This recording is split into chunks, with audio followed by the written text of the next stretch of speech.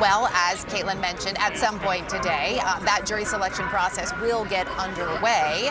That process of identifying those who can look at this evidence in the case, not show their bias. Joining us now is an expert in jury selection, Alan Tuerkheimer. Alan, it's good to have you with us. As we look at how this will play out, there potential jurors are going to be brought in groups of 100. We know it's an extensive questionnaire, some 42 questions initially, but they're also going to be asked initially if they have any conflicts, and separately, whether they feel they can be impartial here. Separating out those two questions was agreed upon this morning. Why is it important to separate those out in this instance? Well, as the jurors come in, some are just going to be completely candid, and they know they can't be fair. They've made up their mind one way or the other, probably against Trump, given the venue, given it's New York County. And they're going to be able to indicate to the judge, look, I can't be on this case. I have strong feelings. You need somebody who's going to be fair and impartial.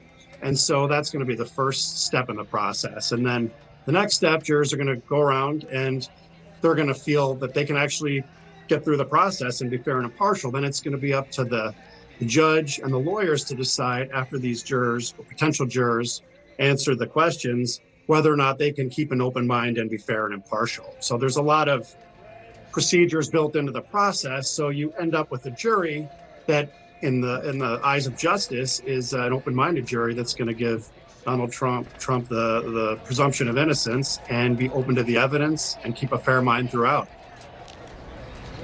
Donald Trump has railed against the venue, saying he doesn't feel that he can get a fair trial, can't get a fair jury in Manhattan. Just walk us through this process again. As I said, they'll be brought in groups of 100. I believe about 500 people every day are called to come in for jury duty.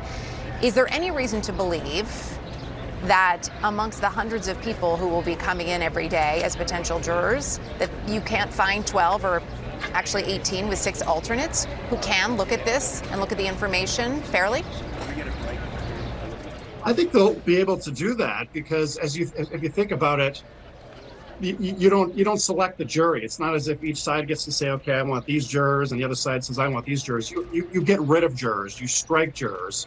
So if one side thinks that there's going to be a juror that is too biased, they'll exercise a strike. Now, the judge might even get involved and say, yes, I'm going to dismiss this juror because they're too impartial and they have bias one way or the other. So good news for Donald Trump is, yes, a good proportion of the venue does not like him, but these are New Yorkers, and New Yorkers are known for speaking their mind. So as it goes through the process, and it's a little counterintuitive, but every time a juror says something negative about Donald Trump, or they can't be fair and impartial, or they've known him since the 80s living in New York, and there are a lot of things that they find despicable, they're actually doing Trump a favor because that juror is not going to end up on the jury. So that's the goal, and that's how the process is going to play out over the next few days.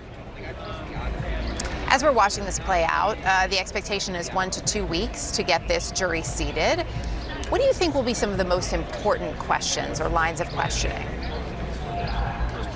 Well, certainly the jurors are going to talk about their perceptions of Donald Trump, and that's going to be an immediate window. But I also think that how people view the criminal justice system, because there's a whole range of attitudes.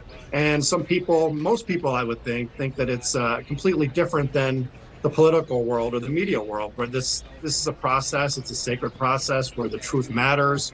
You go under oath. And as you were reporting earlier, there are all these procedures that get argued ahead of time, and it's a process. Whereas on the other hand, some people might just think that this is another institution that is corrupt, it's bloated, it's inefficient, and that these charges aren't fair. So I think the lawyers are going to spend a good deal of time trying to get at jurors' attitudes about the criminal justice system in general. Alan Tuerkheimer, great to have your expertise. Thanks for joining us. Thanks.